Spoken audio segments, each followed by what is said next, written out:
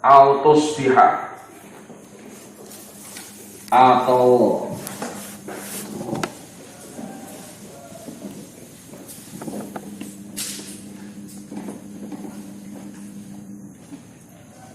autus biha atau yusbiha atau jadi menjadi ma'uha apa banyune jannatika yusbiha atau jadi ma'uha apa banyune jannatika ghauran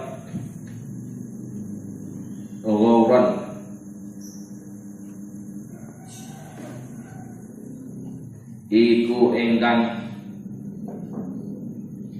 asap atau kering di makna ghairan kelawan makna ghairan. Jadi ghauran bermakna ghairan. Afun iku dadi ataf ala yursila ing atase lafaz yursila. Jadi au yusbiha ini kan fi'il mudhari. Fi'il mudhari itu kan wajib dibaca rafa' kan? Nah, kenapa ada fi'il mudhari kok dibaca nasab? Karena ini ataf pada lafaz ya yursila. Ayyutia asalnya yutia atau wa yursila terakhir yusbiha. Maka fi'il mudhari yang aslinya dibaca rafa kemudian kok kenapa dibaca fathah? Karena ada ataf atau lafaz yang sebelumnya sama-sama mudhari yang dibaca rafa. Nasab juga sebab ada amil an. An itu kan termasuk amil nawasib, kalimat huruf yang menyebabkan fi'il mudhari dibaca nasab. Afun iku dadi ataf ala yursila ing atase lafaz yursila. Duna tusbiha ora lafaz tusbiha. Kan tusbiha wa tusbiha sa'idan jalaqo li anna ghaural ma'i karena sak temene asate banyu keringnya banyu asap atau asap ya asap itu banyunya kering habis li anna ghaural ma'i sak temene keringnya banyu asate banyu la yatasabbahu iku ora digawe sebab apa ghor iku ora digawe sebab apa ghor tadi ya kering asap anis sawaiki saking pira-pira petir.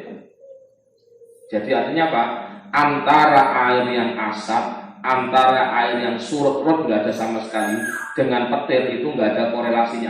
Maka atopnya bukan kepada tusbiha tapi atopnya sama yursila. Jadi Allah ya Allah diminta atau dimohon oleh orang mukmin untuk berkenan menurunkan azab berupa petir atau berupa api menurut tafsir Munir untuk menghancurkan kebun anggurnya orang kafir yang menjadi sumber kebanggaan.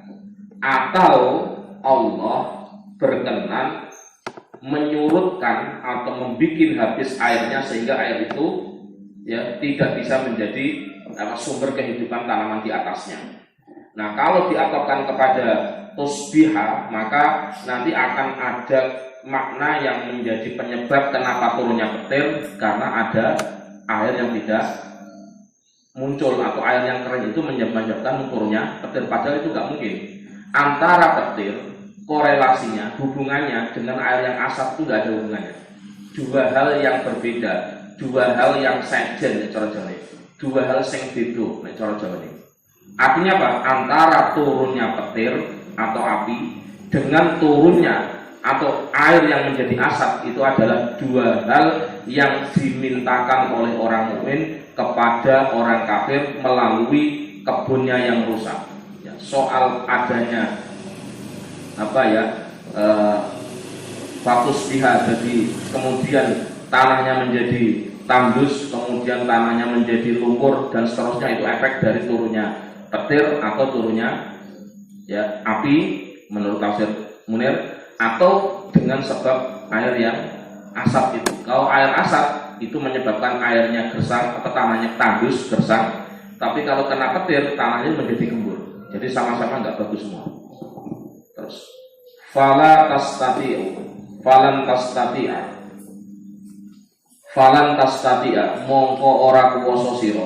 Falan tastati'a mongko ora kuwasa sira lalu maring mak tolaban ing luru mencari. Jadi karena saking keringnya kamu tidak akan kuasa untuk mencarinya. Ya ini begini ya. Mungkin teman-teman harus tahu ya. Di Yaman itu lumayan subur daripada Arab. Secara umum Arab yang paling subur itu Madinah. Kalau di Madinah itu masih ada sungai-sungai. Meskipun airnya nggak sebanyak kita, masih lumayan ada sungai-sungai, ada danau-danau kecil.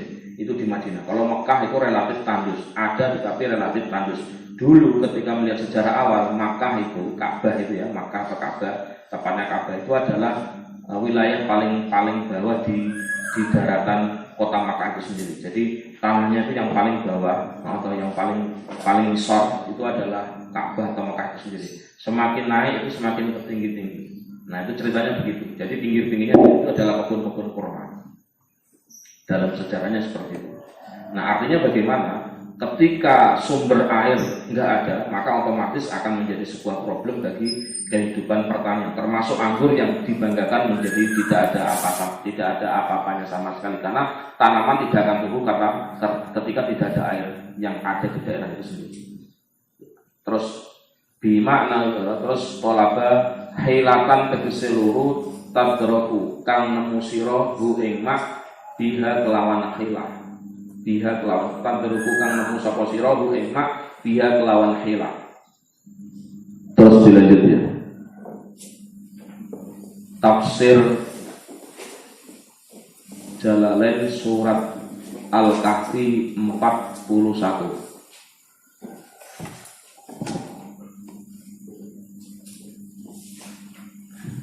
Ini biar nyambung ya. Kalau mestinya kalau kita ngajinya langsung atau enggak usah saya terjemahkan seperti ini. Enggak usah saya terjemahkan kasih prolog lagi. Ya. Kemudian orang mukmin yang direndahkan itu. Kemudian orang mukmin yang direndahkan itu direndahkan, dihinakan. Kemudian orang mukmin yang direndahkan itu melanjutkan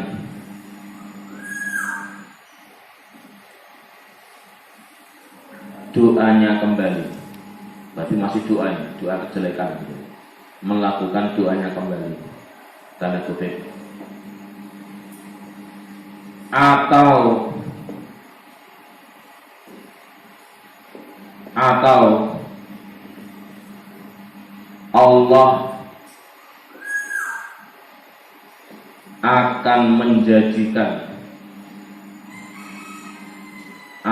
Allah akan menjadikan air di dalam tanah kebun itu.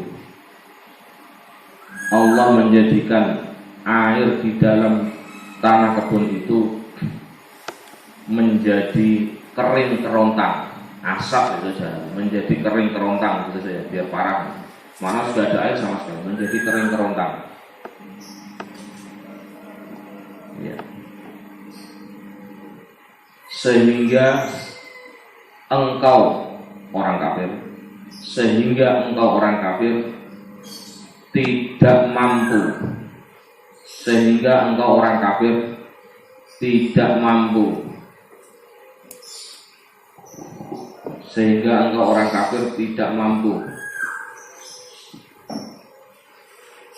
menemukan air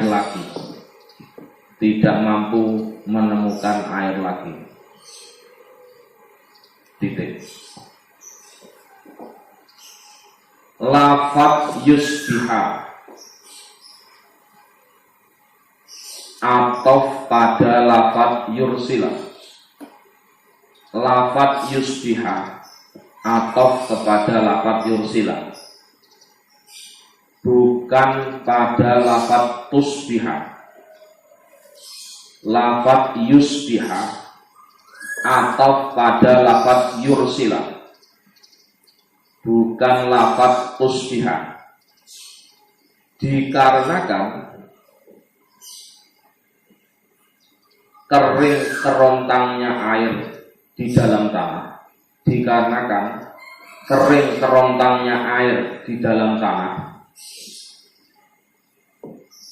tidak menjadi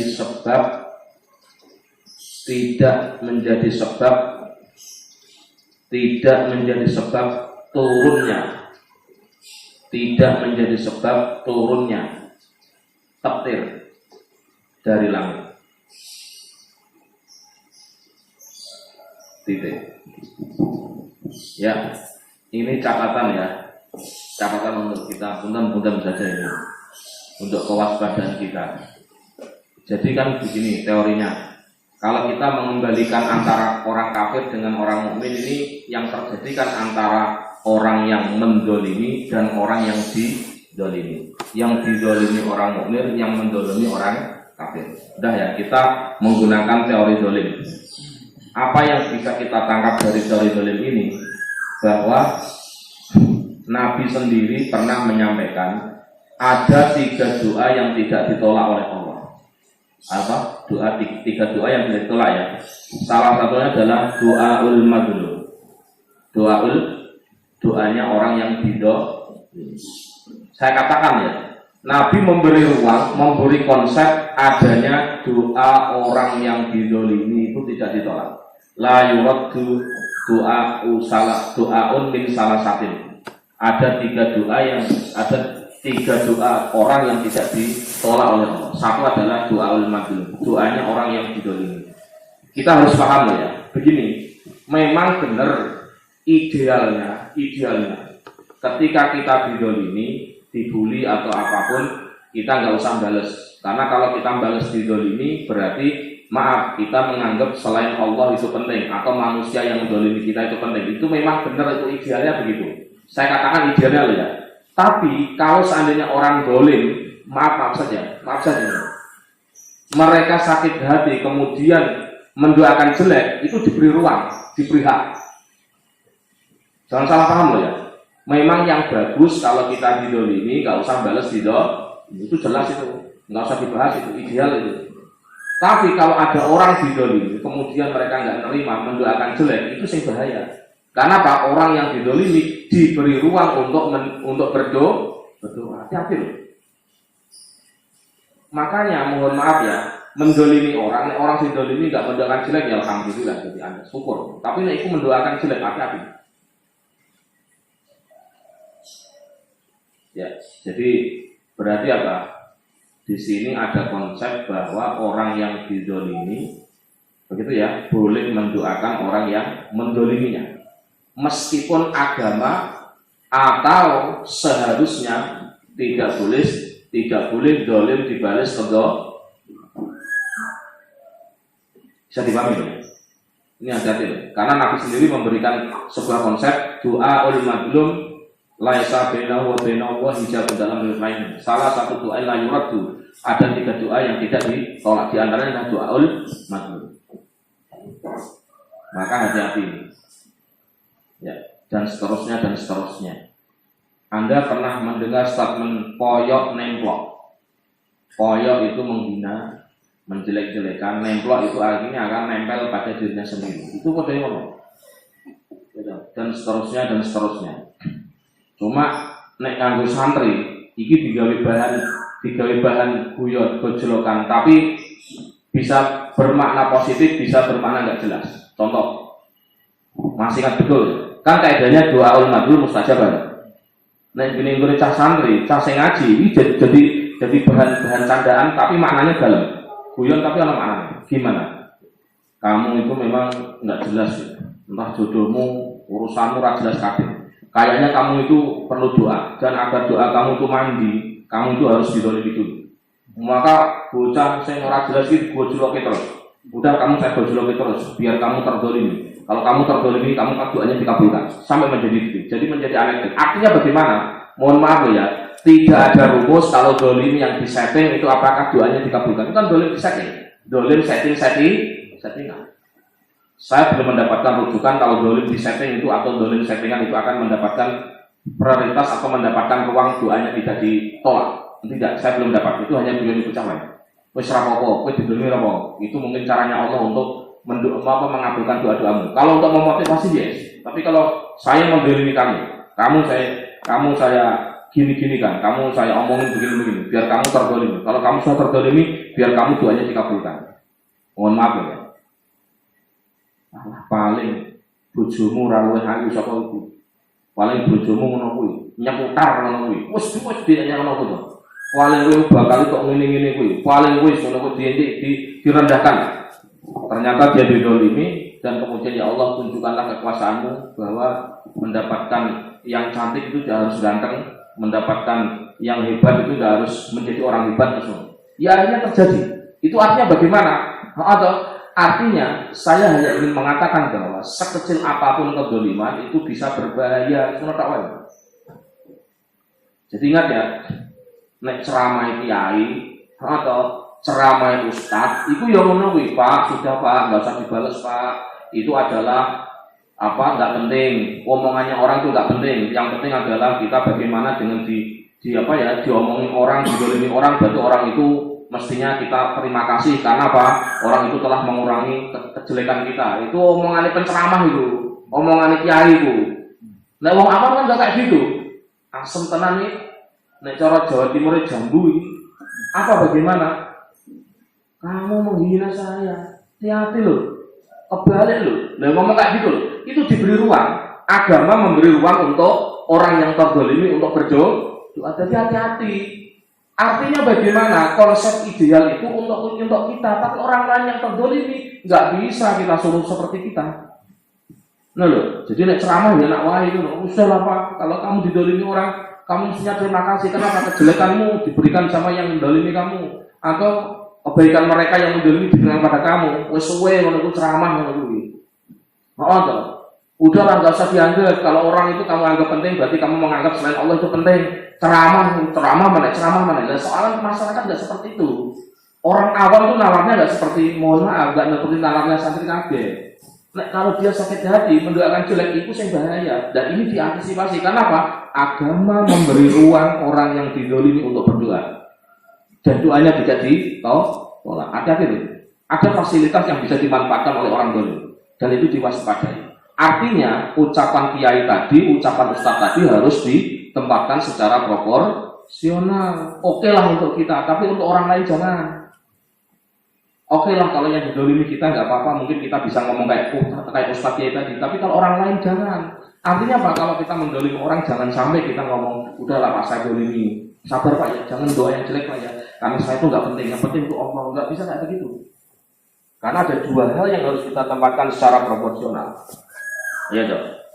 Antara ceramah kiai yang ideal ono kae toh, dengan konsep masyarakat awam yang maaf, dia bisa marah, dia bisa sakit hati ketika didolimi, dan dia ketika sakit hati, ketika marah, ketika didolimi, dia dikasih ruang oleh Allah melalui sabda Nabi bahwa dia punya doa yang tidak ditolak. Na'udzubillah min. Dan kalau doa yang tidak ditolak itu kembali kepada orang yang mendolimi, hancur yang mendolimi. Na'udzubillah min. Jadi itu maknanya, jadi hati-hati kesimpulannya. Terus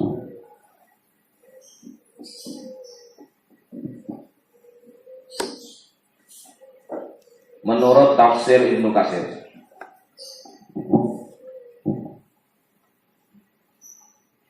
bahwa ucapan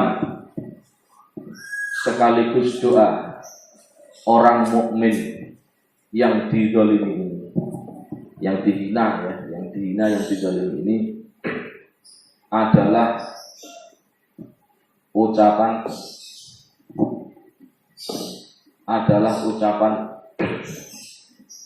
yang menginginkan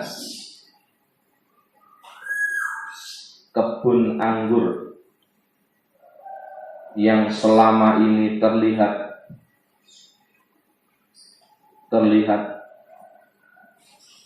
mengagumkan dan menjadi sumber kebanggaan orang kafir,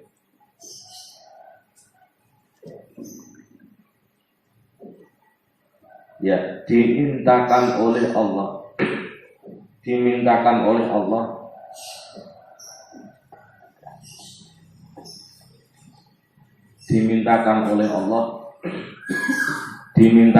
Allah agar kebun anggur itu menjadi rusak dengan sebab Allah menjadikan air di kebun itu menjadi kering kerontang, asapnya kalau jalan.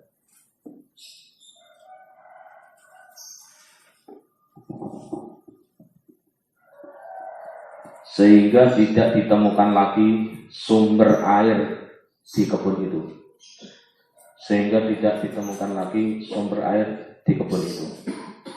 Jadi nyambung dengan kemarin keterangan kemarin ya, yang disampaikan oleh Profesor Qurtubi, ahli perminyakan Indonesia. Satu-satunya ahli perminyakan Indonesia namanya Profesor Qurtubi.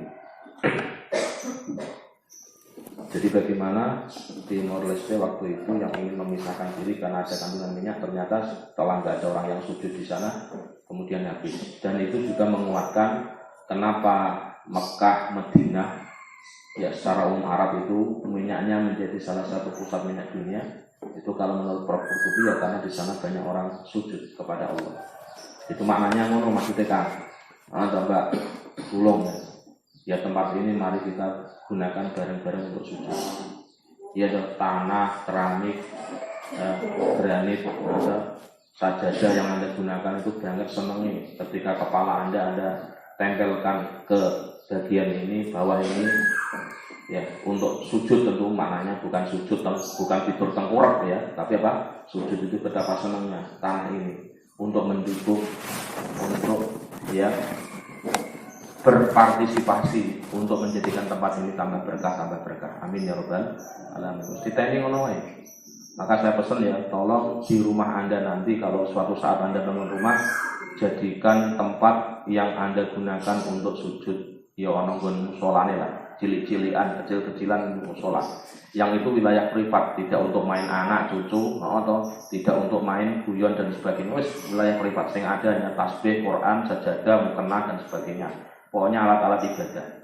Itulah yang dimaksud guna likada azadari robbah. Itulah sisi diso kita yang harus kita pertahankan ketika suatu saat mungkin Anda nanti hidup di kota. Sisi diso itu adalah buat Anda hanya nyaman dengan Allah, tidak terpengaruh oleh lingkungan. Di musola itu Anda harus bisa membuat diri Anda nyaman.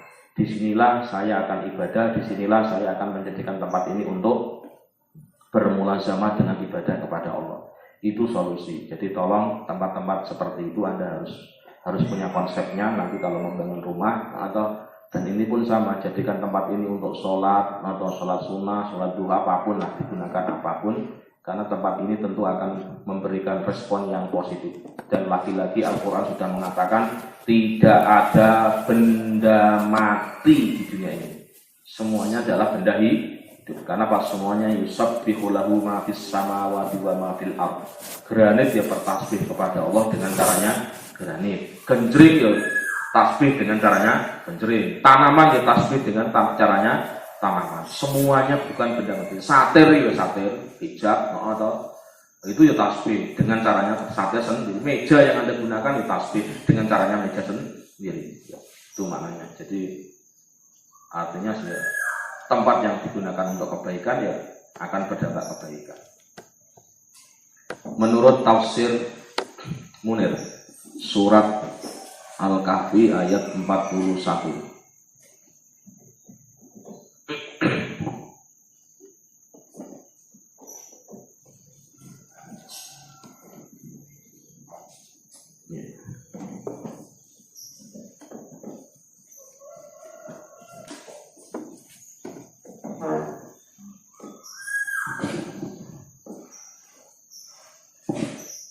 Menurut tafsir Munir, ya, doa yang dipanjatkan orang mukmin, doa yang dipanjatkan orang mukmin kepada orang kafir yang merendahkannya itu, ya,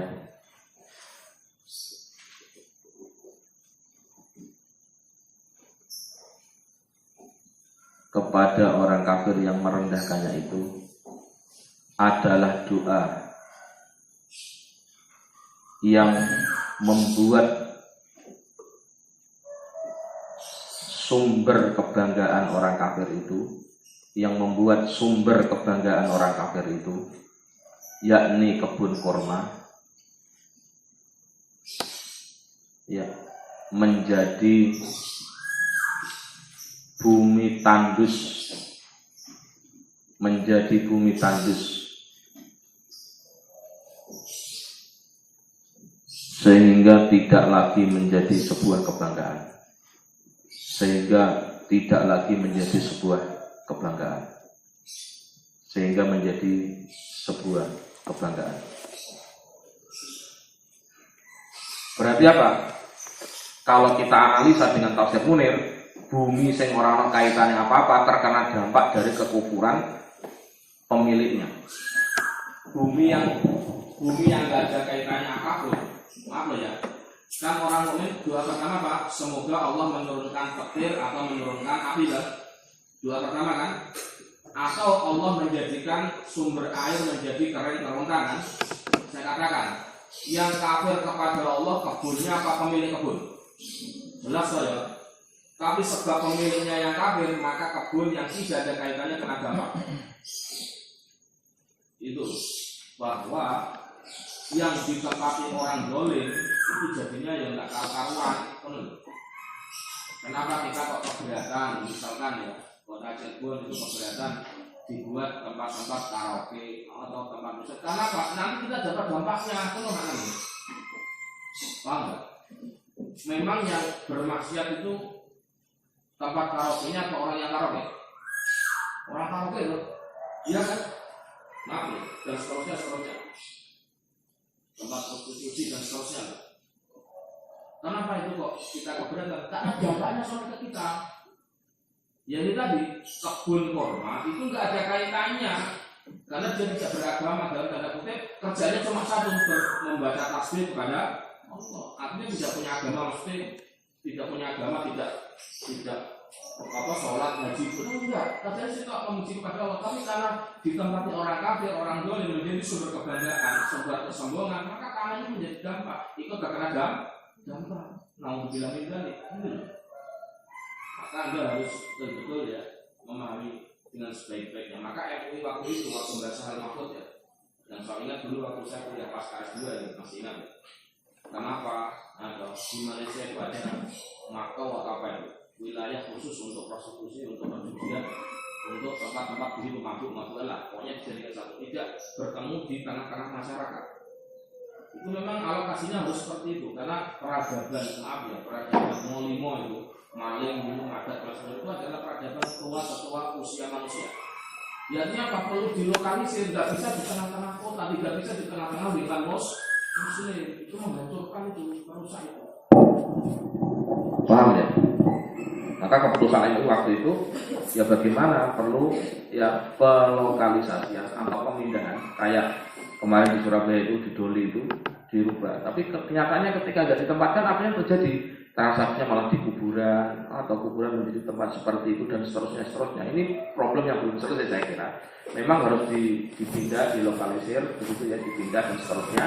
Tetapi pastikan tempat itu bukan tempat wilayah manusia yang mohon maaf digunakan untuk kebaikan. Karena apa? Tempat kebaikan ketika di sampingnya ada kejelekan itu kena dampaknya. Buktinya ini bahwa bumi, kebun atau kebun anggur yang menjadi sumber kebanggaan orang kafir itu ternyata didoakan oleh orang mukmin tidak hanya kesambar petir, tapi bisa saja tanahnya kering kerontang sebab airnya ditarik oleh Allah. Padahal kan bumi nggak ikut apa-apa. Iya kan? Kebun itu nggak ikut apa-apa kan? Penghuninya kan yang rese itu kan penghuninya, pemiliknya dan seterusnya. Nah ini hati-hati ya. Jadi artinya mohon maaf ya teman-teman harus punya, kalau mungkin jadi pemimpin ya Anda harus punya kebijakan ya. Master plan-nya harus tahu ya, di tempat ini seperti ini, tempat ini seperti ini. Ya, jadi harus ada semacam ya pemetaan tata ruang kota dan sebagainya. Saya kira itu ada ilmunya ya. Teman-teman kita juga ada yang kuliah di jurusan itu, jurusan tata ruang kota. Ya saya kira ada kuliahnya. Terus menurut tafsir Baidawi,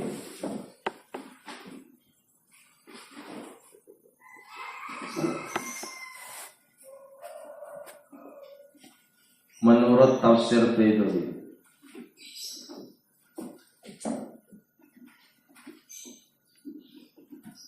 ya, doa orang mukmin ini, doa orang kafir, doa orang mukmin ini, ya, adalah doa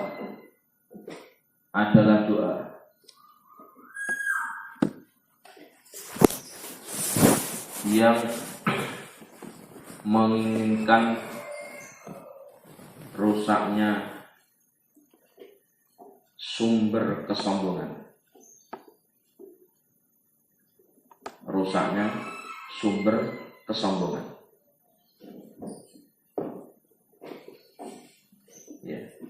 Sehingga orang kafir itu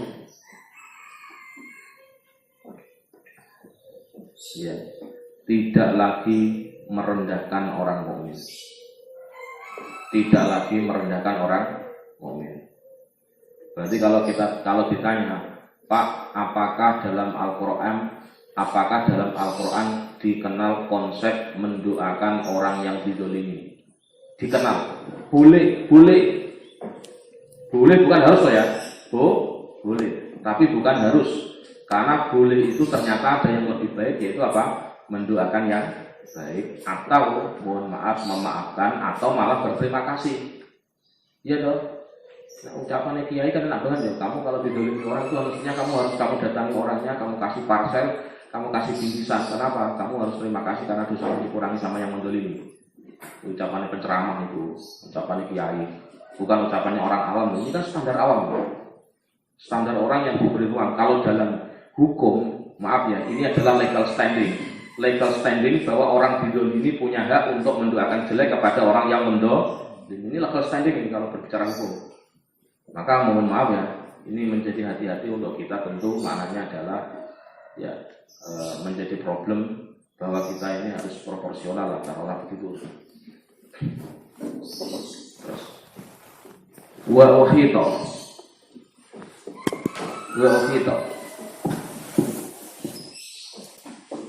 wa uhito lan den limputi, dikelilingi bisa marihi kelawan piro-piro buai ahaduhuma bi aujuhi tabdi, kelawan piro-piro coro menehi batesan as-sabiqati kang dingin ma'ajan nabihi sertane kebune ahadihima, ma'ajan nabihi sertane kebune ahadihima bil hilaki kelawan rusak fahalakat mongko dadi rusak apa jannataka. Masya Allah, yang terjadi benar-benar rusaknya. Kenapa? Doanya orang zalim diijabahi oleh Allah. Aku bilang di ya, mohon maaf ini, jangan sampai kita melakukan sampai yang seperasa seperti itu.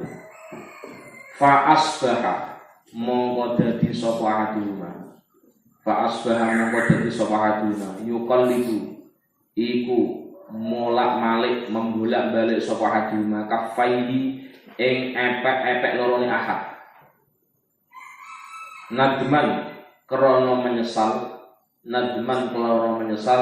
wa tahassuran lan nelangsa wa tahassuran lan nelangsa, menyesal dan nelangsa alama ing atase suci anfaqo kang infakake mengeluarkan anfaqo kang mengeluarkan infakake sapa ahad fiha ing dalam jannah atau kebunnya itu.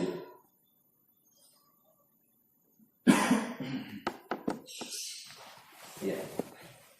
Fiha ing dalam jannah fi imarati jannatihi ing dalam memakmurkan fi imarati jannatihi ing dalam makmurake kebune ahad wa hiya utawi jannah kebun khawiyatun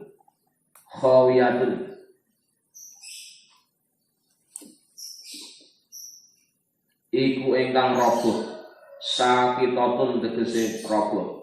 Jadi porak-poranda kebun anggur yang di dalam itu ala urusiha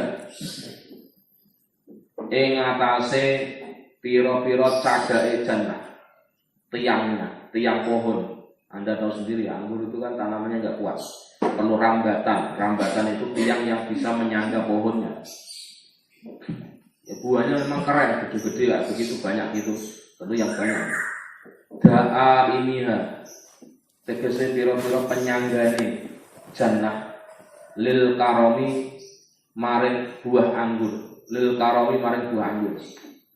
Bi an sakoto kelawan gugur apa arus urus ya. Bi an sakoto kelawan gugur apa urus summa sakoto mongko nuli gugur roboh al karomu apa anggur. Jadi karena pohonnya penyangganya hancur, maka kormanya anggurnya pun juga hancur. Wa yaqul lan musab sapa ahad, salah satu dari mereka yang orang kafir, ya eling-eling, bukan tang eling-eling ya, eling-eling, litandihi krana ngelingake, laitani menawa ingsun, andikan saja saya, lam usyrik iku ora nyekutukake sapa ingsun bi rabbi kelawan pangeran ingsun Allah taala ahadan ing wong suci. Jadi artinya bagaimana? Menyesal tiada guna. Orang kafir yang mengandalkan kebun anggurnya yang luar biasa itu didoakan oleh orang mukmin sehingga kebunnya hancur, dia sadar ya kalau saja saya tidak menyekutukan Allah, saya tidak menghina orang mukmin, saya tidak membanggakan harta ini, tentu semuanya tidak akan terjadi. Maka laita itu nanti dalam bahasa Arab, dalam ilmu nahwu, laita itu adalah berharap sesuatu yang tidak mungkin kembali. Ya. Tarotsi alama la yaqa wujuduhu atau ta'assara wujuduhu. Laita syababa ya'udu yauman. Menawa semoga saja masa muda saya kembali lagi. Itu kan berharap yang tidak mungkin terjadi. Tapi kalau la'alla itu adalah sebuah harapan yang ingin terjadi. Ini ya, laita sama la'alla itu dalam bahasa Arab ilmu nahwu di jurumnya sudah ada nih. Kalau la'alla itu berharap sesuatu yang akan muncul dan itu disenangi, ya mungkin terjadi. La'alla kontennya adalah mungkin terjadi. Tapi kalau laita berharap sesuatu yang enak, yang bagus, tetapi tidak mungkin terjadi atau sangat sulit munculnya. Ya. La'alla syak laita syababu ya'udu yauman. Ya kalau saja masa muda saya kembali, wah enak banget ya saya bisa ikut ini itu atau bisa jalan-jalan enggak pegelen, enggak dikit-dikit maaf ya sakit-sakitan dan sebagainya. Itu adalah berharap sesuatu yang tidak mungkin terjadi. Dalam bahasa Arab, dalam ilmu nahwu itu menggunakan lafaz laita. Kalau la'alla berharap sesuatu yang disenangi dan mungkin terwujud. La'alla al-habiba ya'udu yauman. Semoga saja kekasih saya kembali hari ini. Itu namanya pakainya la'al, kan bisa kembali. Atau yang mungkin sedang kemana begitu ya, dan seterusnya. Semoga anak saya segera kembali karena kemarin baru pergi katanya sehari kok nggak pulang. Janji ini lungo ora suwe-suwe ya, mangkat esok tekane sore tapi nggak teko-teko. Atau lagunya Didi Kempot ya. Itu namanya maksudnya la'al. Janji ini lungo ora nganti semene suwene budal esok tekane ra nganti sore. Itu namanya pakainya la'al. Mungkin karena itu. Katanya janjinya perginya nggak lama-lama, pergi pagi pulangnya sore. Kan masih mungkin dong dia perginya kemana itu. Mungkin terjadi, itu namanya la'al. Tapi kembali kepada sesuatu yang tidak mungkin terjadi, itu namanya lain. Nah, semoga saja masa muda saya bisa kembali lagi kayak dulu. Yura iso selangkong lewat dan seterusnya. Ya, sekarang dilanjut tafsir Jalalain surat Al-Kahfi ayat 42.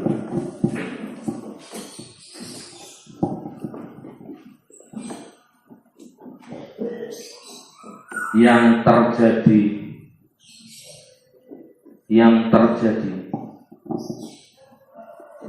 setelah orang mukmin yang dizalimi itu berdoa.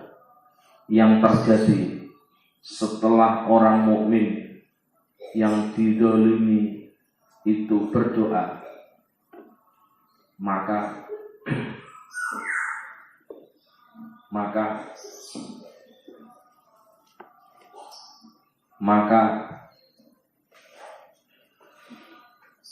harta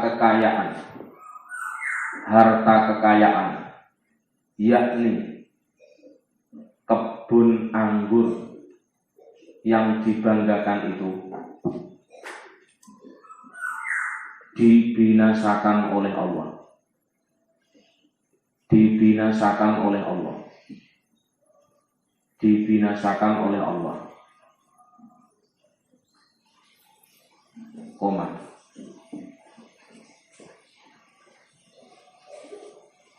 Kemudian orang kafir itu membolak-balikkan kedua tangannya. Kemudian orang kafir itu membolak-balikkan kedua tangannya sebagai bentuk penyesalan dan kenestapaan, nelongso nestapa, sebagai bentuk penyesalan dan kenestapaan terhadap apa saja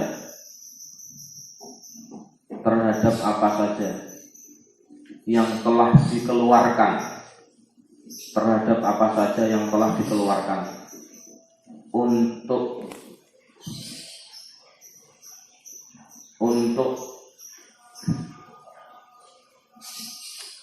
menanam kebun anggur itu, untuk menanam kebun anggur itu. Titik. Sedangkan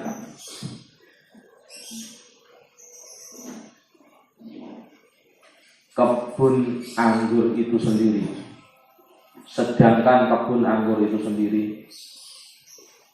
roboh bersama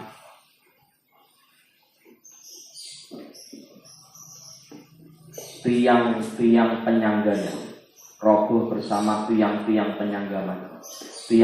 penyangganya, sehingga anggur yang menjadi buah pun berguguran,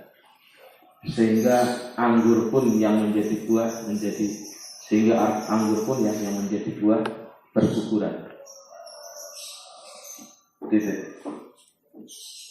Orang kafir ini pun berkata,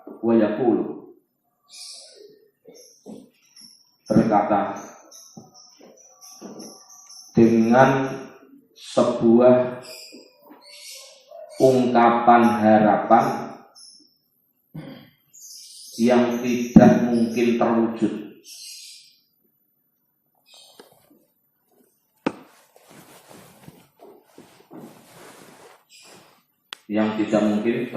Dalam kurung tamani, berharap sesuatu yang tidak mungkin terwujud, namanya apa? Tamani. Dieling-eling ya. Nanti lawannya taroji. Nek taroji itu berharap yang mungkin terjadi. Nek tamani ada berharap sesuatu yang tidak mungkin terwujud kembali, ya. Tidak mungkin terwujud kembali. Titik. Nah, tanda kutip ini saya tambah saja ya. Lisansinya di situ.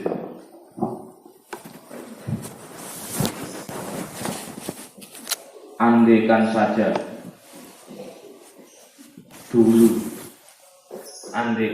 dulu saya tidak menyekutukan Tuhanku. Seandainya dulu saya tidak menyekutukan Tuhanku dengan sesuatu apapun. Gitu ya, tanda kutip. Maka sungguh, ini tambahannya jawabannya, maka sungguh semuanya tidak akan terjadi. Kan sudah kebablasan. Nek cara Jawane kebacut, sudah kebacut atau sudah kebablasan.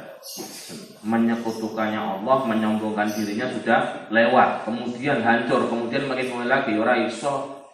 Artinya perlu proses dulu kan, mulai dari nol lagi. Amal yang tobat yang benar, istighfar yang benar, atau baru melakukan amal-amal yang baik. Ya, insya Allah tafsir yang lainnya, insya Allah bisa. Allahu a'lam bishawab.